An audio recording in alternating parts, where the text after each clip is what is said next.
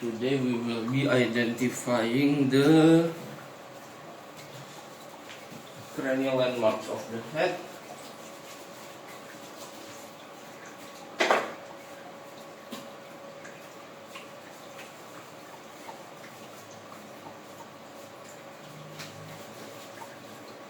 But first of all, we are going to set up the table for that matter.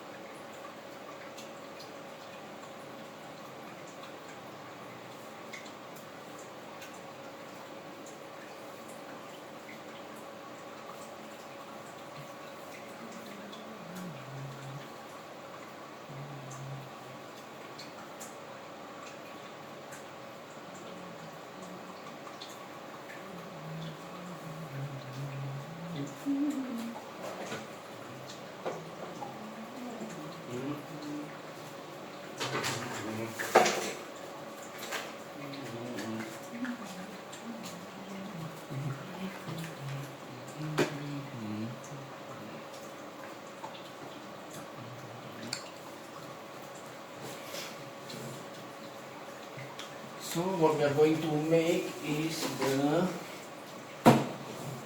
localization of the surface anatomy. We are going to use the left side because it hasn't been damaged by our work. So what we can identify first is the pterion, the intersection between the parietal, the frontal, sphenoid, and the temporal bones, which forms the shape of a H. And then here we see this is nasion, the intersection between the frontal and the nasal bone. Now this is the brecma, or the intersection between the frontal and parietal at the highest point, and then this is the vertex. Now what we are going to do is localized. Where is the superior temporal line? The superior temporal line is this ridge over here, which serves as the attachment for the temporalis muscle.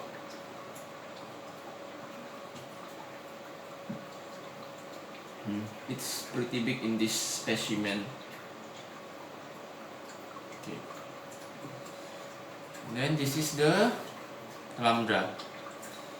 Now notice that it looks like the shape of a letter L in Greek. This is the lambdoid suture. This is the sagittal suture, and this is the asterion. The intersection between the lambdoid suture, the temporal, and the occipitomastoid here. And this is the mastoid tip, and here you can see so this is the superior temporal line. Let's just make it more visible in this specimen. And then what we are going to do next is this is the zygomatic bone, or the zygoma for short. This is the what we call temporozygoma. This structure, when we are going to make a flap like this, for example, this is the temporalis muscle, and you are going to dissect it to this point until we reach the zygoma bone. And this is the temporozygoma, and flap it to that direction, or we can also cut this zygomatic process. But let's save that thing for later. And this is the pterion. 1 centimeter superior to the pterion is where we will usually put a keyhole. It's around here. This is the keyhole.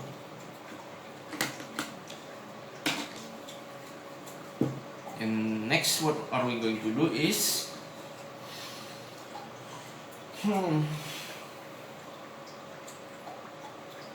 this is of course the squamous suture. Then we will use the Taylor-Houghton lines to localize the Sylvian fissure and the central sulcus, also known as the Rolandic sulcus. So we make a straight line from the nasion up to the inion. The inion is the external occipital protuberance. This sharp thing over here. This sharp thing. You can try touching it by yourself in your on your own head. There's a protuberance. Now let's measure it.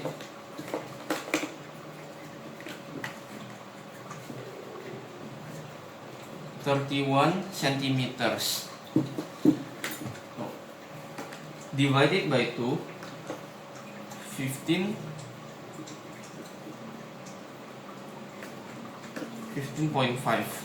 It will be around here. And add 2 centimeters from there. And 2 centimeters.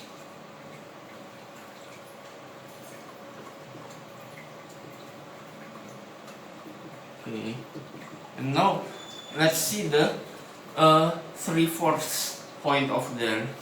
15.5 added with 7.525.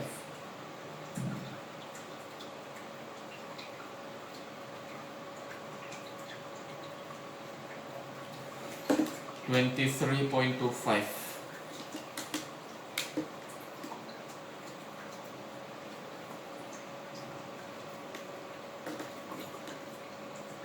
It would be around here, 3.4.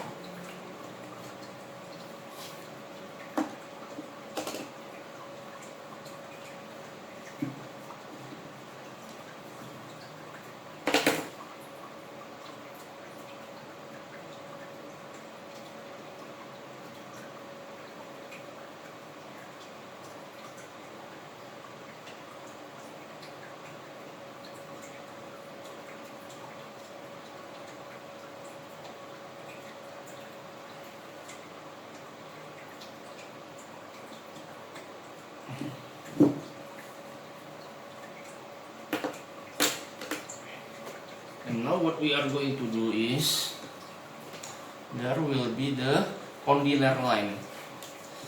Since we don't have the mandibula over here, we can just approximate the location of the condylus of the mandibula and make a straight line across the axis. Make a straight line across the axis. Let's just pretend that the condylus mandibulae is around here somewhere. Okay. Okay. Now we have the posterior ear line. This is connected with the mastoid tip. Okay.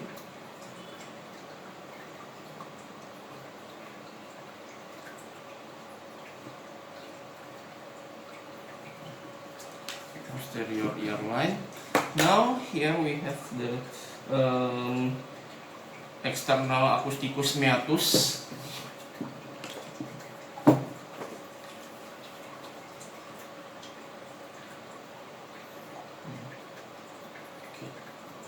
So this posterior ear line,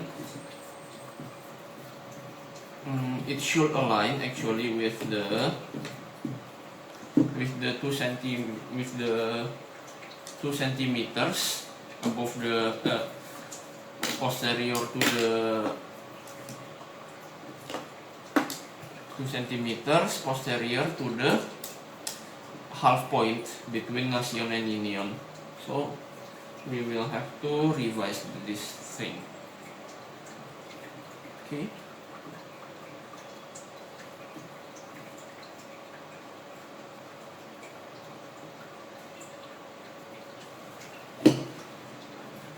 And also this one.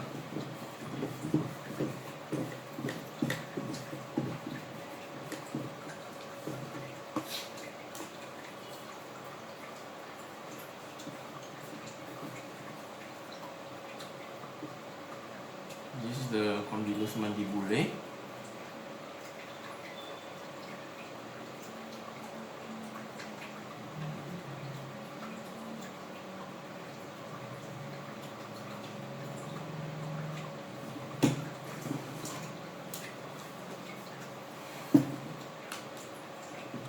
Now there is a place from the inferior orbit to the 3/4 point here.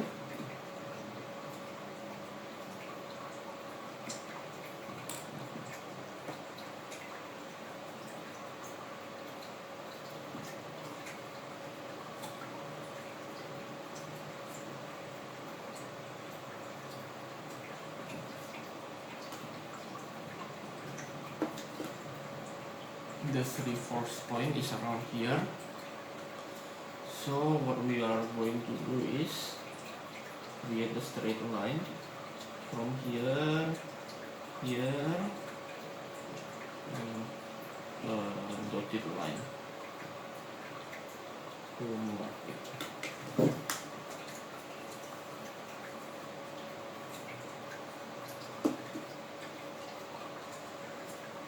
And now we make another straight line to indicate the location of the central sulcus, which should be here.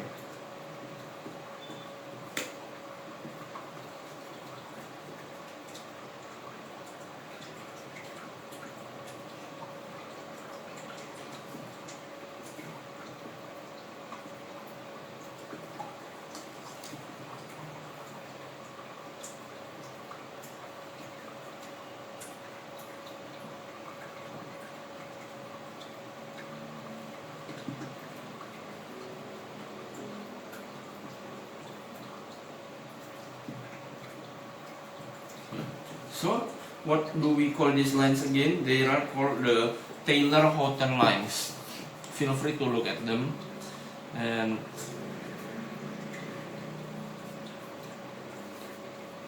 now let's just see another point that might be of interest.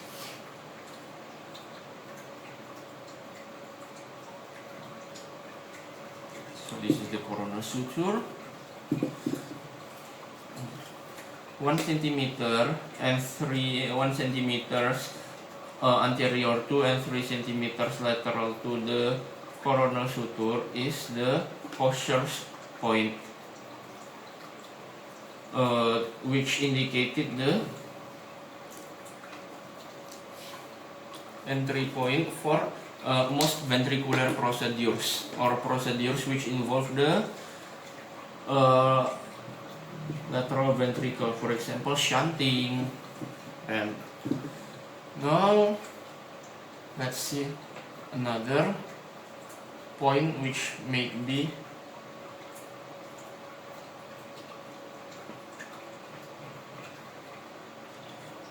interesting. For example, the Keene point and the Frazier point.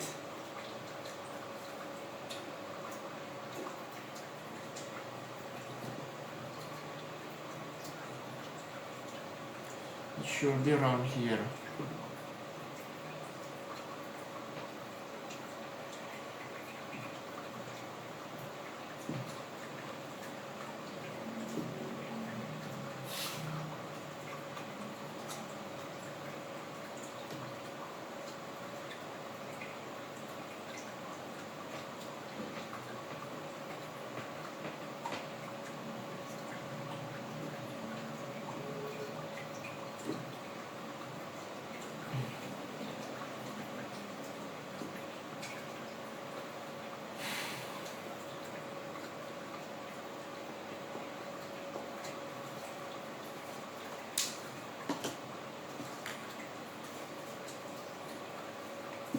While we're waiting, we are going to discard the things we are not going to use anymore.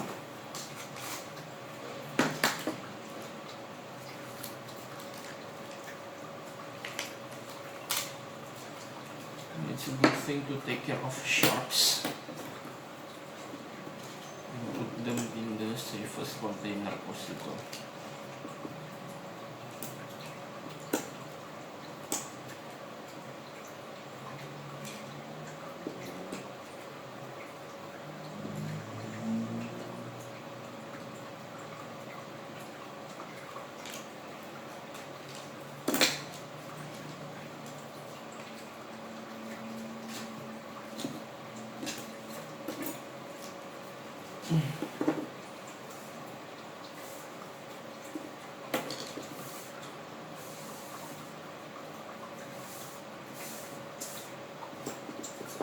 Why are we not removing the blade from the scalpel? We are going to use it later and we are short on supplies at the moment.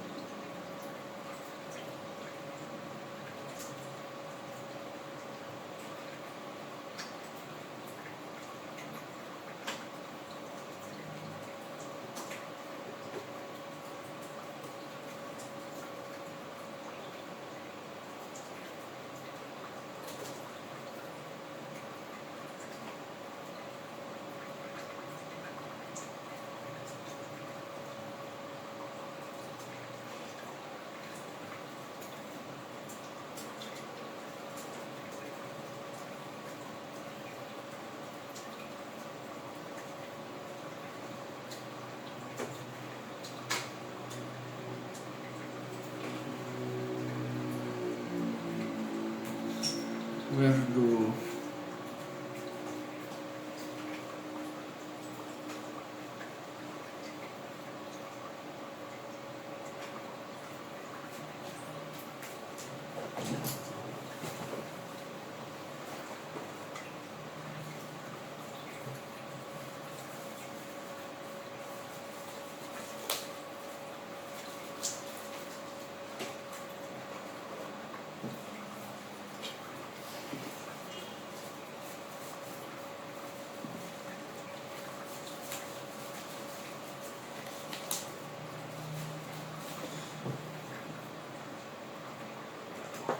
So now we are going to do the brazier point.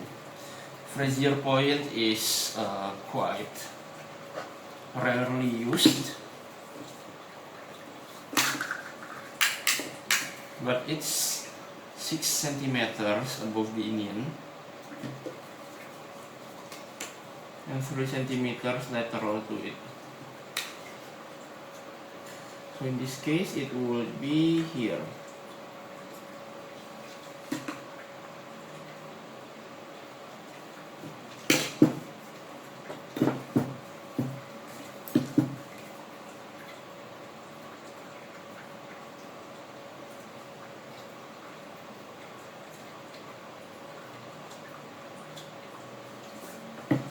Now the kin point.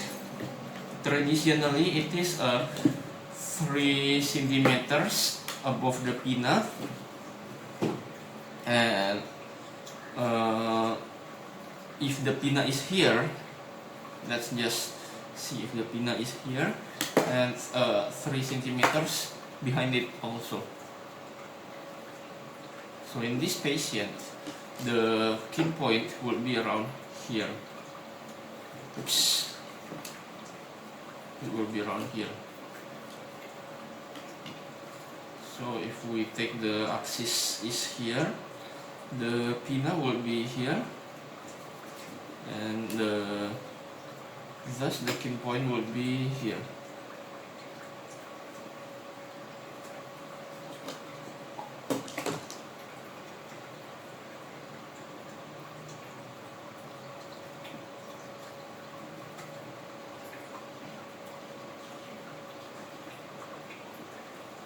Okay, so this,